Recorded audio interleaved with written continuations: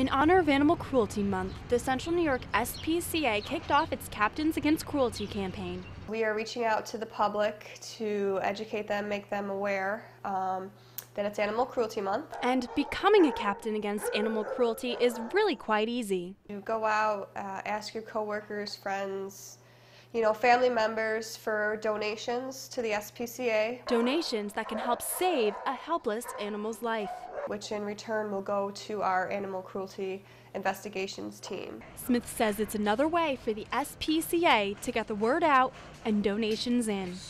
So our investigators can, still go out and do the job that needs to be done. The Central New York SPCA takes all sorts of steps to help protect our furry friends against abuse. But it was one special case and one very special pup that helped spark the Captains Against Cruelty campaign. Princess was picked up by one of our cruelty investigators. She was found living in the basement of a home, completely undernourished. Basically skin and bones. Definitely hadn't had any food or water in months.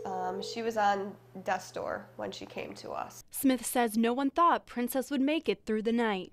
She couldn't stand up on her own. She couldn't do anything. She was just a bag of bones. Princess was brought to the SPCA's emergency clinic, and she made it through the first 48 hours. And from there on, she's just had a will to live, and she's made a huge improvement. Now, Princess has become a vital part to the SPCA's fight against animal cruelty. Because her case was so astonishing to the public, even our investigators who have seen, just about everything. Smith says Princess was one of the worst cases they've ever dealt with. So it's cases like that that unfortunately happen, every day. And this is our way to make the public aware of what goes on.